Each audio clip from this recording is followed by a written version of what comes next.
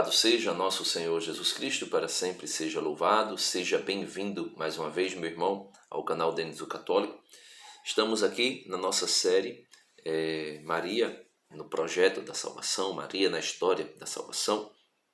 Primeiro vídeo introdutório, está aqui na descrição do vídeo. Eu queria que você pudesse assistir para poder pegar toda a série e compreender a pessoa da Santíssima Virgem Maria no mistério da salvação. Hoje nós vamos ler um pouco um documento do Concílio Vaticano II, que é a Lumen Gentium, né, sobre a Igreja, e no capítulo 8º vai falar sobre a Virgem Maria, Mãe de Deus, no mistério de Cristo e da Igreja. Então hoje nós vamos falar um pouco sobre Maria no mistério de Deus, no plano da salvação. Então, desde a eternidade, Deus sonha com a Virgem Maria. E nós vamos ver isso, né, a partir desse texto de Paulo VI, né, do Concílio Vaticano II. Estou com um compêndio aqui, compêndio do Concílio Vaticano II. Muita gente critica o documento, mas críticas não diz o que o documento é. O documento fala por si só, e esse documento sobre a Igreja, né, do Papa Paulo VI, é extraordinário. Necessário é que as pessoas leiam, e principalmente a parte que fala sobre a Santíssima Virgem Maria. Então, vamos lá. Em nome do Pai, do Filho e do Espírito Santo. Amém. Vinde, Espírito Santo, enchei os corações dos vossos fiéis e acende neles o fogo do vosso amor. Enviai, Senhor, o vosso Espírito, e tudo será criado, e renovareis a face da terra. Oremos, ó Deus, que instruísse os corações dos vossos fiéis com a luz do Espírito Santo. Fazei com que apreciemos retamente todas as coisas, segundo o mesmo Espírito, e gozemos sempre de sua eterna consolação. Por Cristo nosso Senhor. Amém. Santíssima Virgem Maria, rogai por nós. Mãe de Jesus Cristo, rogai por nós.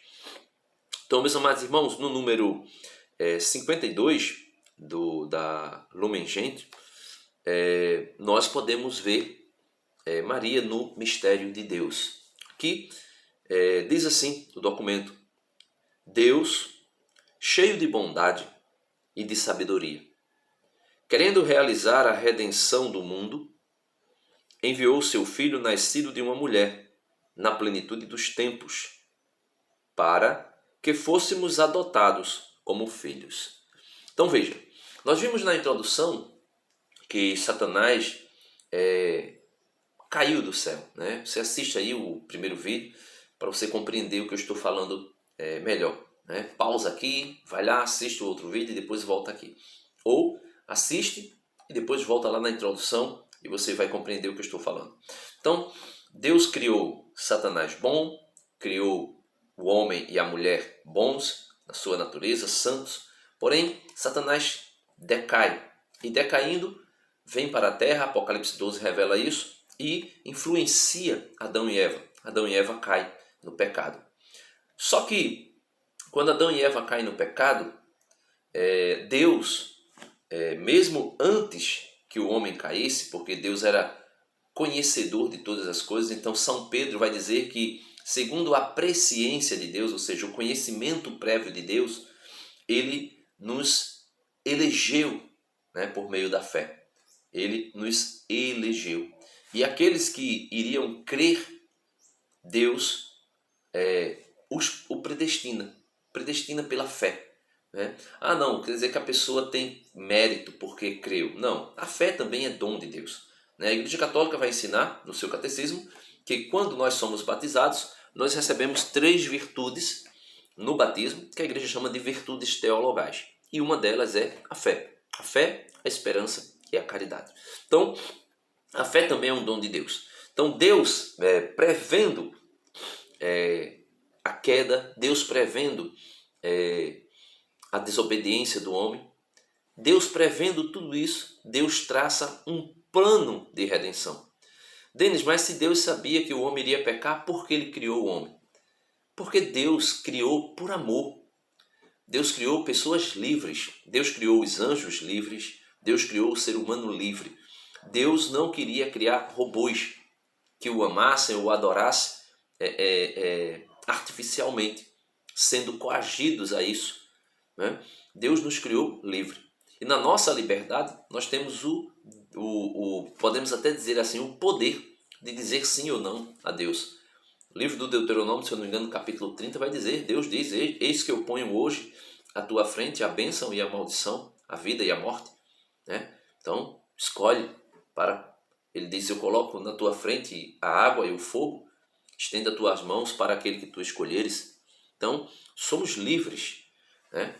Deus nos criou livres. A única coisa que Deus exige da nossa liberdade, né? Exige que nós não façamos na nossa liberdade, que Ele pede que nós não façamos, é exatamente pecar. Porque Ele sabe que o pecado nos trará desgraça, nos trará morte. É isso que Deus pede de nós. Apartai-vos do pecado.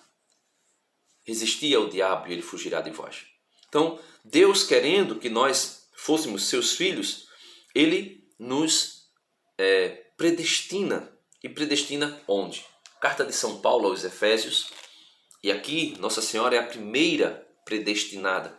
Aquela que está predestinada não somente a ser filha de Deus, mas ser mãe do Filho de Deus.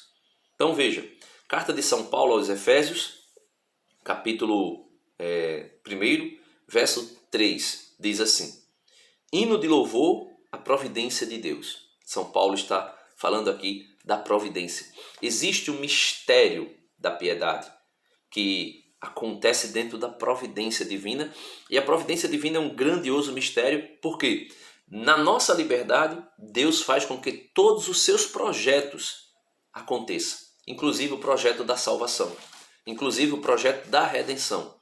Então veja, Ele conduz a história de uma maneira tal que Nossa Senhora, mesmo sendo completamente livre, ela consegue, né, nessa liberdade, ver, enxergar a grandiosidade do seu sim. E ela diz, eis aqui a escrava do Senhor. Então veja, bendito seja Deus, Pai de nosso Senhor Jesus Cristo, que do alto dos céus nos abençoou com toda a bênção espiritual em Cristo, e nos escolheu nele antes da criação do mundo, para sermos santos e irrepreensíveis diante de seus olhos. Então veja, Deus, nos escolheu em Cristo Jesus, né, nele, no seu Filho, antes da criação do mundo, para sermos santos e irrepreensíveis diante de seus olhos. No seu amor, nos predestinou. Veja, Ele nos escolheu antes da fundação do mundo e no seu amor nos predestinou para sermos adotados como filhos seus por Jesus Cristo, segundo o beneplácito de sua livre vontade. Então Ele nos predestinou para sermos filhos em Cristo Jesus. Predestinou a todos nós, a toda a raça humana. Alguém que é predestinado, necessariamente, não significa dizer que o seu destino está completamente decidido.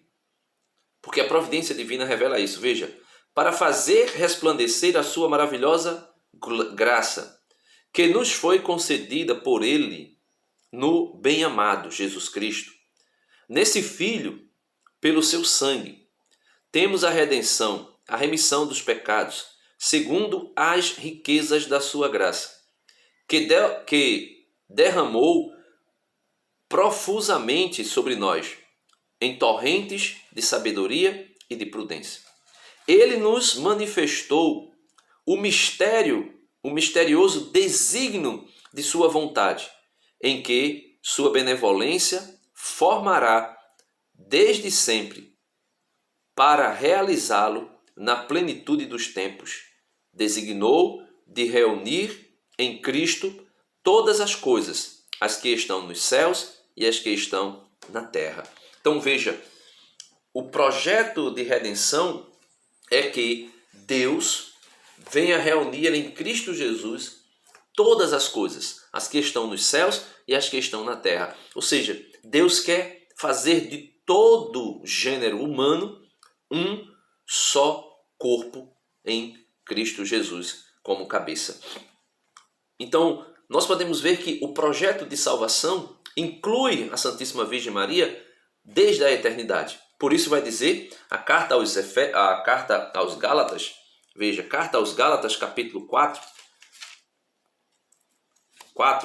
né? Gálatas 4 vai dizer o seguinte.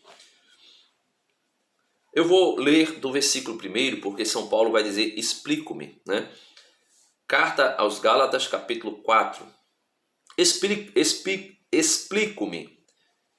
Enquanto o herdeiro é menor, em nada difere do escravo, ainda que seja senhor de tudo, mas está sob tutores e administradores até o tempo determinado por seu pai. Então ele está dizendo que a humanidade, mesmo sendo filha de Deus, ainda era como escrava. Estava debaixo de tutores. Assim também nós, ele está dizendo, assim também nós, quando menores, estávamos escravizados pelos rudimentos do mundo. Estávamos escravizados. Aí ele vai e traz a boa nova, a boa notícia, da qual a Santíssima Virgem Maria é a primeira participante dessa boa notícia. Mas quando veio a plenitude dos tempos, Deus Pai, enviou seu Filho, que nasceu de uma mulher e nasceu submetido a uma lei, a fim de remir os que estavam sob a lei, para que recebêssemos a sua adoção.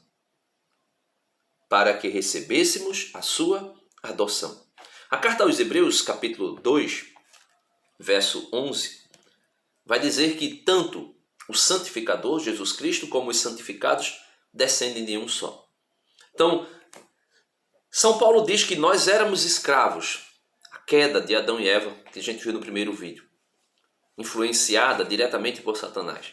Então, São Paulo diz que nós éramos escravos, mesmo sendo, entre aspas, filhos, mesmo tendo sido criados por Deus, São Paulo vai dizer que nós ainda éramos escravos.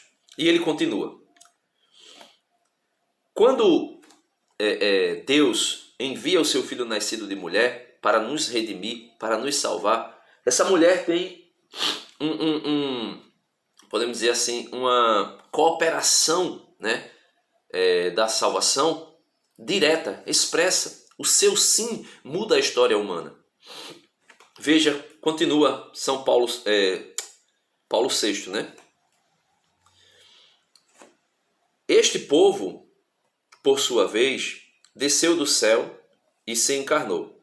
Ou melhor, este, por sua vez, né, Jesus Cristo, este, por sua vez, desceu do céu e se encarnou do Espírito Santo e da Virgem Maria. Por nós, homens, e para a nossa salvação. Isso está no credo niceno-constantinopolitano. Divino mistério da salvação, que se revela e se continua na Igreja, constituída pelo Senhor como seu corpo e na qual os fiéis se unem a Cristo, cabeça, em comunhão com todos os que são por Ele santificados, de que se deve venerar a memória, a começar por Maria, gloriosa e sempre virgem, mãe de nosso Senhor Jesus Cristo. Então veja, Maria é tão grande na história da salvação, né, que vai se dizer que a Igreja venera a memória de todos, mas devemos começar por ela, por Maria, que é gloriosa e sempre virgem. É mãe de nosso Senhor Jesus Cristo. Continuando ainda aqui no documento, né, na Lumen Gentium, diz assim: o papel de Nossa Senhora na economia da salvação. A mãe do Messias no Antigo Testamento. As Sagradas Escrituras do Antigo e do Novo Testamento, juntamente com a tradição apostólica, de maneira cada vez mais clara, mostram e propõem a nossa consideração o papel da mãe do Salvador. Então, a Antiga Aliança, a Nova Aliança, os dois testamentos, juntamente com a tradição da Igreja, a tradição apostólica, mostram e propõem a nossa consideração para com a mãe do Salvador na economia da salvação, ou seja, no projeto da salvação. Os livros do Antigo Testamento contêm a história da salvação, que preparou aos poucos a vinda de Cristo ao mundo. Então, o Antigo Testamento prepara a vinda de Cristo ao mundo. Eles têm a história da salvação. Ele prepara a vinda de Cristo ao mundo para que nós possamos compreender, para que o mundo pudesse entender quando o Messias chegasse. Então veja, esses velhos documentos, ou seja, os livros da Antiga Aliança, da maneira como são lidos na igreja, tem muita gente lendo a Antiga Aliança e também a Nova fora da igreja. Mas eles lidos na igreja e compreendidos à luz da revelação plena, posterior, vão exprimindo aos poucos, cada vez mais claramente, a figura dessa mulher, mãe do Redentor. Então, quando nós lemos a Sagrada Tradição à luz da igreja, quando nós lemos a Antiga Aliança, o Antigo Testamento, dentro da luz da igreja e também dentro da luz da sagrada tradição da igreja, nós podemos compreender, de maneira muito clara, pouco a pouco, que vai sendo exprimido cada vez mais claramente a figura de Maria, a figura dessa mulher, a mãe do Redentor. E vai ser dito assim na Antiga Aliança. Profeticamente ela já é anunciada pela promessa de vitória sobre a serpente. E aqui nós podemos ver claramente, feita aos primeiros pais depois do pecado. Gênesis 3,15. Quando Adão e Eva pecam, Deus promete que iria pôr um ódio entre a serpente e a mulher. A serpente teria sua cabeça esmagada pela descendência da mulher, por Jesus Cristo, seu Filho. E ela participa desse pisar. Veja, alguém diz assim, não, mas uma criatura não tinha como esmagar Satanás. Não teria como. Nossa Senhora esmaga a cabeça da serpente. E como ela faz isso? Tem uma imagem na internet, se você puder procurar aí, Nossa Senhora pisando a cabeça da serpente e Jesus ainda menino pisando em cima dos pés de Nossa Senhora. Ele pisa em cima dos pés de Nossa Senhora e ele e Nossa Senhora esmagam a cabeça da serpente. E alguém pode dizer assim, essa imagem seria herética. Por que herética? Não é herética. Porque um descendente dela, ou seja, Jesus Cristo, esmagará a cabeça da serpente. Mas ele fará isso por quê? Porque na plenitude dos tempos, Deus enviaria o seu filho nascido desta mulher. E essa mulher disse, eis aqui a escrava do Senhor, faça-se em mim, segundo a sua palavra. Então, ela esmaga juntamente com Jesus. Não, mas ela é uma mera criatura. A carta de São Paulo aos Romanos, se eu não estou enganado, vai dizer que nós, os salvos, esmagaremos Satanás debaixo dos nossos pés. E nós temos poder para isso? Não, mas o que Deus faz em nós, através do nosso sim a Ele, nos dá esse poder. Por graça, não por mérito, claro, por graça. Mas é nos concedido esse poder, porque nós dissemos sim a Deus. Então veja, continuando, ela, a Virgem Maria, é igualmente a Virgem que conceberá e dará à luz a um filho, que se chamará Emanuel. Isaías 7, 14. O profeta Isaías escreveu dizendo aqui, ó, Isaías 7,14, veja o que é dito, né? O sinal do Emanuel, né? Eu vou ler do versículo 10, que diz assim: o Senhor disse ainda a Acais: pede ao Senhor teu Deus um sinal, seja do fundo da habitação dos mortos, seja do alto céu. Então, aqui Santo Irineu de Lyon vai dizer que essa seja do fundo da terra, ou seja, do mais altos céus, é aquela palavra que vai dizer: ninguém subiu aos céus senão aquele que desceu, né? Falando de Jesus Cristo. Acais respondeu: de maneira alguma, não quero pôr o Senhor à prova. Então Acais diz que não quer pôr o Senhor à prova, mas porém Acais não confiava no Senhor para vencer a batalha. Estava confiando, se eu não me engano, na Síria, né? Não lembro agora a história aqui. Também não é sobre isso que eu vou falar. Mas ele diz: eu não vou pôr o Senhor à prova. Isaías continua. Isaías respondeu: ouvi, casa de Davi, não vos basta fatigar a paciência dos homens? Pretendeis cansar também o meu Deus? Por isso, o próprio Senhor vos dará um sinal. Uma virgem conceberá e dará à luz um filho, e o chamará Deus conosco. Essa virgem quem é? É a Virgem Maria. Só que, meus amados irmãos, não é de hoje que as pessoas querem negar, a participação, cooperação de Nossa Senhora na redenção.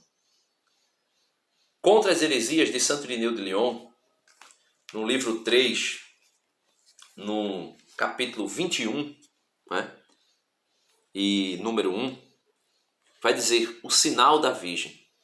Santo Irineu destrói as heresias protestantes aqui, antecipadamente, ao combater os gnósticos. Então, Santo Irineu, ele combate os protestantes, já combatendo os gnósticos lá, no quarto século, né? Se eu não me engano, ele é do quarto, é do segundo século, não lembro agora, né? Também não tem como eu lembrar de tudo, né? Mas veja o que Santo Irineu de Lyon vai dizer. Foi, portanto, Deus que se fez homem, o próprio Senhor, que nos salvou, Ele próprio que nos deu o sinal da Virgem.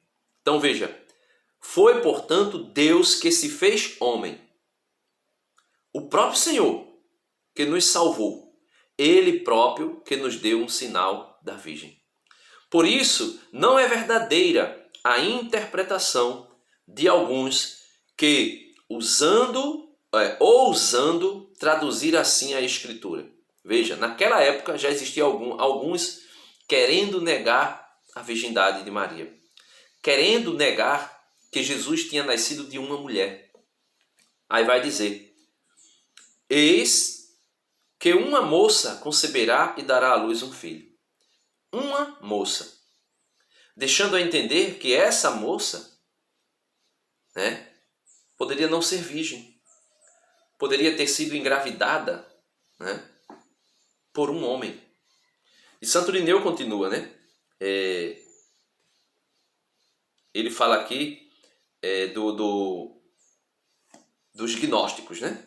E ele continua: como fazem Teodosião de Éfeso e Áquila do Ponto, ambos prosélitos judeus, seguidos pelos ebionitas, que dizem que Jesus nasceu de José, destruindo assim, por aquilo que está em seu poder, esta grande economia de Deus, esse grande projeto de redenção de Deus, e reduzindo a nada o testemunho dos profetas, que é o de Deus. Ele vai dizer: trata-se de profecia feita antes da deportação do povo para a Babilônia. Isto é, antes que os medos e os persas tomassem o poder, e foi traduzida para o grego pelos próprios judeus muito tempo antes da vinda de nosso Senhor, para que não fique nenhuma suspeita de que traduziram assim para nos agradar. Então, isso tudo foi traduzido antes que os cristãos, que a igreja surgisse verdadeiramente, né? Como uma associação, como uma instituição. E ele continua, com efeito, se tivessem sabido da nossa existência, da igreja, os judeus, e que nos serviríamos do testemunho das Escrituras, não teriam hesitado em queimar com as suas próprias mãos as suas Escrituras, que declaram abertamente que todas as outras nações participariam da vida, ao passo que os que se gloriam de pertencer à casa de Jacó e de ser o povo de Israel seriam deserdados da graça de Deus.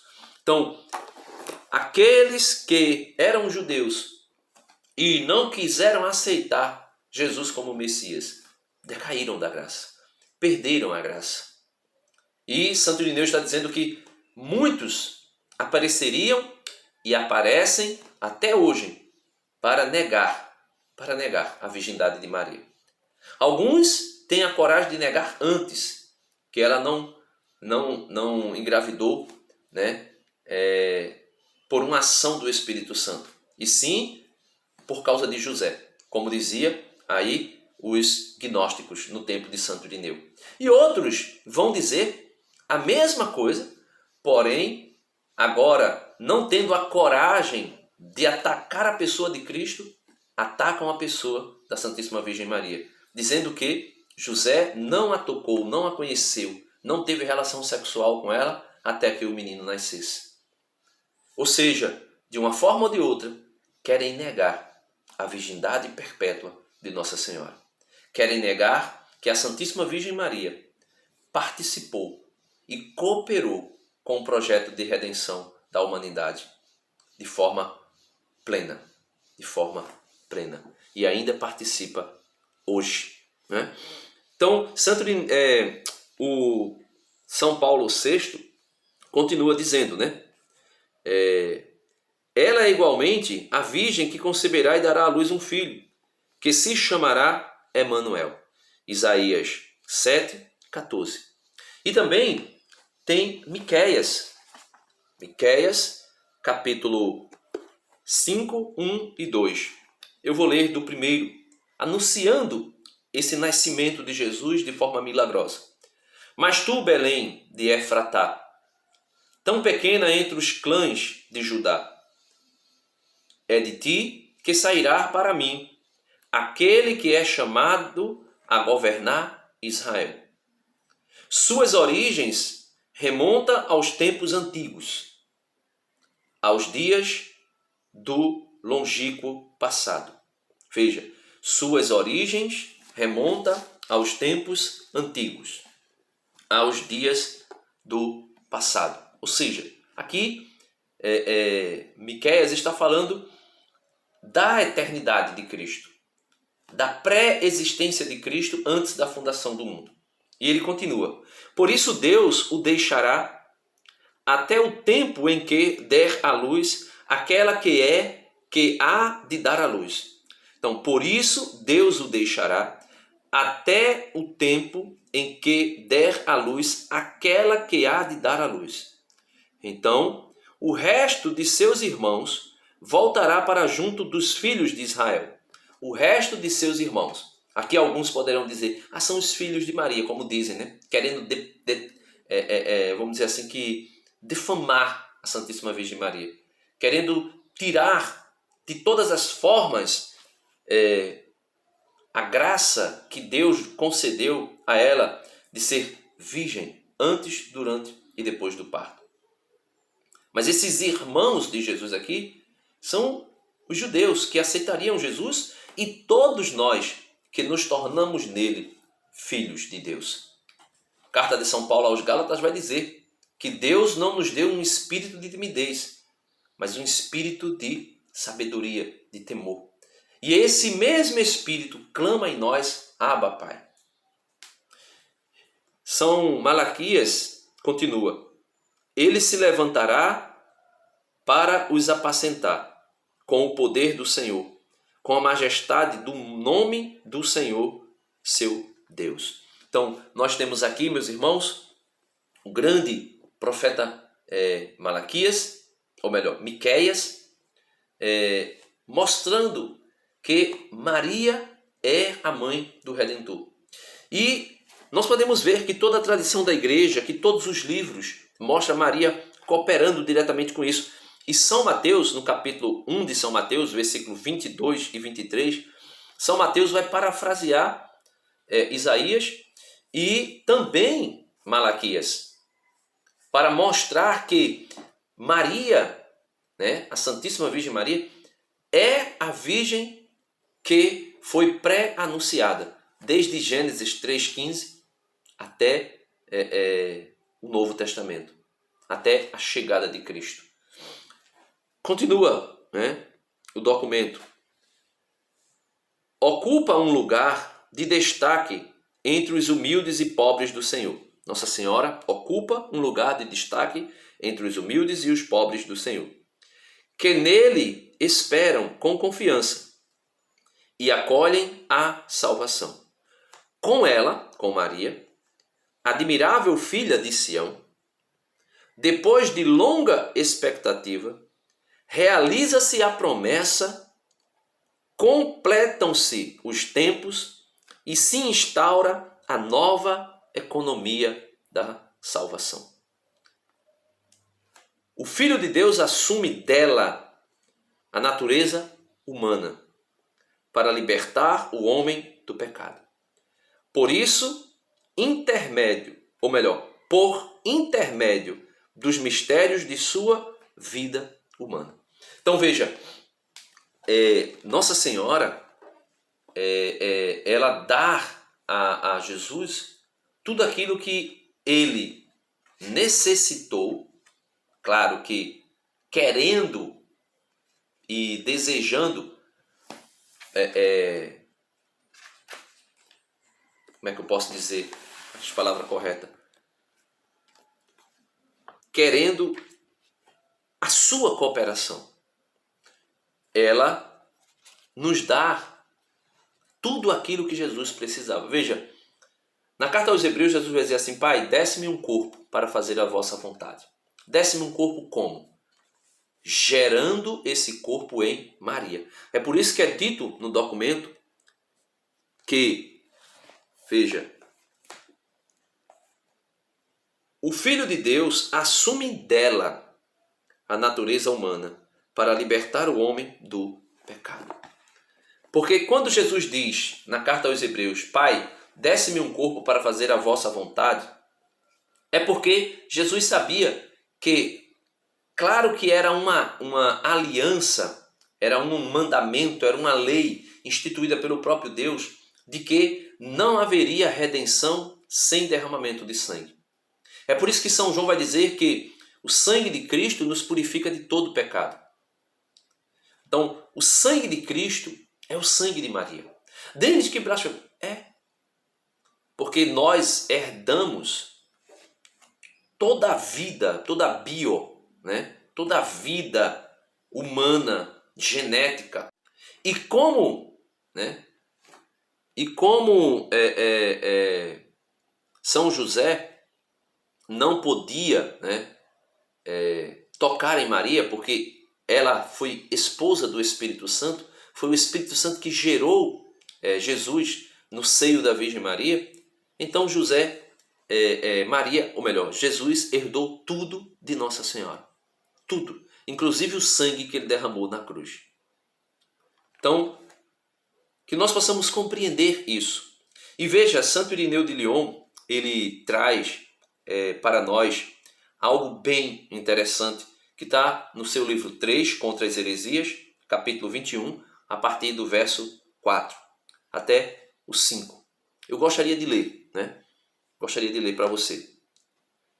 Diz assim: único e idêntico é, pois, o Espírito de Deus que nos que nos profetas anunciou as características da vinda do Senhor e que nos anciãos traduziu bem as coisas profetizadas. Foi ainda ele que pelos apóstolos anunciou ter chegado à plenitude dos tempos, da adoção filial, que o reino dos céus estava próximo e que se encontrava dentro dos homens que criam no Emanuel, nascido da Virgem. Assim eles testemunharam que antes que José morasse com Maria, enquanto ela era virgem, achou-se grávida pelo Espírito Santo, e que o anjo Gabriel lhe disse: o Espírito Santo virá sobre ti, e o poder do Altíssimo te cobrirá com a sua sombra. Por isso, o santo que nascer de ti será chamado Filho de Deus. Veja, o santo que nascer de ti será chamado Filho de Deus. Então, Santo Irineu de Lyon está dizendo para nós que o Espírito Santo falou expressamente aos profetas, que iluminou os anciãos para traduzir, para trazer isso aos tempos dos apóstolos, e também encheu os apóstolos com essa verdade de que o Espírito Santo viria sobre Nossa Senhora, o poder do Altíssimo, e cobriria Nossa Senhora com a sua sombra, e dela, o santo de Deus que nascesse dela seria chamado Filho de Deus. Então, o que o anjo disse a José em sonho também, tudo isso aconteceu para que se cumprisse o que o Senhor dissera pelo profeta. Eis que a virgem conceberá, como nós vimos, o profeta Isaías. E algumas pessoas queriam traduzir, não virgem, mas uma moça. Eis como os anciãos traduziram a palavra de Isaías. O Senhor continuou a falar com Acais, dizendo: pede para ti, ao Senhor teu Deus, um sinal, quer no fundo da terra, quer no mais alto do céu. Acais disse: não pedirei tal, nem tentarei ao Senhor. Isaías disse: ouvi, pois, casa de Davi, porventura não vos basta ser molestos aos homens, senão que também ousais sê-lo ao meu Deus? Pois por isso o próprio Senhor vos dará um sinal. Uma virgem conceberá e dará à luz um filho, e o seu nome será Emanuel, que quer dizer Deus conosco. Ele comerá manteiga e mel, antes de conhecer ou escolher o mal. Escolherá o bem. Veja, ele comerá manteiga e mel, antes de conhecer ou escolher o mal. Escolherá o bem. Porque antes que o menino saiba rejeitar o mal e escolher o bem, ele rechaçará o mal para escolher o bem. Isaías 7, 10 ao 16. Com estas palavras, o Espírito Santo indicou exatamente a sua geração virginal e a sua natureza divina, Deus. É isto que significa o nome de Emanuel, que Jesus nasceu de uma virgem, uma conceição virginal, não teve participação de homem, e também se realiza aí a certeza da natureza divina de Cristo, ou seja, Deus. É isto que significa o nome de Emanuel e homem. Emanuel e homem. Ou seja, Deus está conosco. Porém, esse Deus não é somente Deus, ele é homem também. O que é indicado pela frase comerá manteiga e mel? Por chamá-lo menino. E pelas palavras, antes de conhecer o bem e o mal, sinais todos de que caracterizam o homem e a criança. Então, é com as palavras, rechaçará o mal para escolher o bem, e, melhor dizendo, e com as palavras rechaçará o mal para escolher o bem, exprime algo próprio de Deus. Isso para que as palavras, comerá manteiga e mel, não nos levem a ver nele somente um homem, e ao contrário, o nome de Emanuel não nos leve a supor um Deus não revestido de carne. Então, aqui Santo Irineu interpreta Isaías de uma maneira extraordinária para dizer assim, olha, de fato, Maria participou da geração do menino Deus. Ela participou. Não é como os protestantes vêm dizer que Maria era um receptáculo, como se fosse um baú que Deus colocasse o menino já pronto dentro e ele crescesse independentemente da Virgem Maria. Como se fosse assim, vamos dizer que, ai meu Deus, o que eu poderia dizer que iria crescer independente de tudo? Não sei, não tem nada, né? Mas é como se fosse assim, um livro, é como se Jesus fosse um livro colocado dentro de um baú. Ou seja, o livro é o livro, o baú é o baú, mas eles não têm ligação nenhuma por natureza. A natureza do livro é uma coisa, a natureza do baú é outra. Mas Santo Irineu de Leão está explicando aqui que Maria cooperou diretamente na geração do menino Deus. Ele recebeu. Nossa Senhora poderia olhar para Jesus e dizer as mesmas palavras que Adão disse quando viu Eva. Este sim, Maria poderia dizer, este sim, é osso dos meus ossos, é carne da minha carne, é sangue do meu sangue. E eu posso chamá-lo de meu filho. Nossa Senhora poderia dizer isso. Como Adão disse com Eva, esta sim é carne da minha carne, osso dos meus ossos, e poderia complementar sangue do meu sangue. Por quê? Porque Nossa Senhora, na nova criação, fez as vezes de Adão. Adão, virgem, puro. De Adão, Deus tira uma costela para fazer Eva. Ou seja, fazer a mulher da mesma natureza do homem. Nossa Senhora, virgem impura, desta mulher, Deus tira a natureza, a bios, a substância humana de Maria para gerar a humanidade do seu filho. E aí nós poderíamos ouvir Nossa Senhora dizer, esse sim, é osso dos meus ossos, carne da minha carne, sangue do meu sangue. E ela coopera diretamente com a salvação. Diretamente. Continua Santo Irineu de Lyon para concluirmos dizendo, além disso, as palavras, escutai, casa de Davi, significa que o Rei eterno, que Deus prometeu suscitar a Davi, do fruto de seu seio, é o mesmo que nasceu da Virgem, descendente de Davi. Por isso, prometeu um rei, que seria o fruto do seu seio.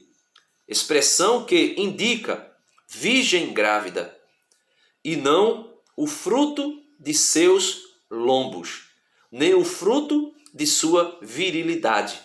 Expressão que caracterizaria homem que gera e mulher que concebe por obra deste homem. Então, as palavras, quando diz, quando Deus diz a Davi, escutai, casa de Davi, significa que o Rei eterno, que Deus prometeu suscitar a Davi do fruto de seu seio, é o mesmo que nasceu da Virgem, descendente de Davi. Por isso prometeu um rei que seria o fruto do seu seio, para mostrar que seria fruto da Virgem. Assim, nesta promessa, a Escritura exclui o poder gerador do homem, mas ainda sequer o lembra, porque não devia ser feito da vontade do homem, aquele que estava para nascer. Porém, afirma vigorosamente que era fruto do seio para sublinhar a concepção do que deveria nascer de uma virgem. É o que afirma Isabel, repleta do Espírito Santo, dizendo a Maria: bendita és tu entre as mulheres, e bendito é o fruto do teu seio. Que maravilha!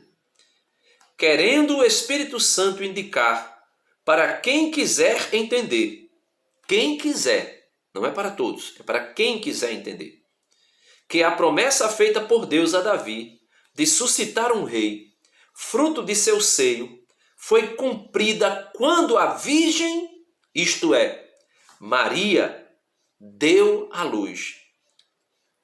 Os que mudam o texto de Isaías, eis que uma moça conceberá em seu seio, para dizer que é filho de José, que mudem também o texto da promessa feita a Davi, a quem Deus prometeu suscitar do fruto de seu seio um poder, isto é, o reino de Cristo.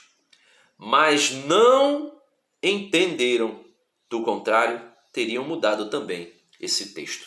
Então Santo Irineu está dizendo assim, olha, aqueles que não aceitam a cooperação de Maria no projeto da salvação, aqueles que não aceitam que Maria participou, e não somente participou, mas cooperou diretamente com o nascimento do Messias, do Salvador, dando a ele osso dos seus ossos, carne da sua carne, sangue do seu sangue, para redimir a humanidade por meio do seu sangue. Quem não aceita isso, deturpa as Escrituras, como tentaram fazer no tempo em que Santo Irineu rechaça essa heresia, de alguém negar que o Filho de Deus se fez verdadeiramente carne e nasceu da Virgem Maria. Que Deus nos abençoe, que Deus nos ajude a compreendermos que a Virgem Santíssima cooperou diretamente com o plano redentor de Deus. Não porque ela era deusa, mas porque Deus quis que ela participasse dessa plenitude da graça para a humanidade. Deus abençoe você e até o próximo vídeo, se Deus quiser. Em nome do Pai, do Filho e do Espírito Santo. Amém. Não esquece de assistir a introdução do vídeo no link abaixo.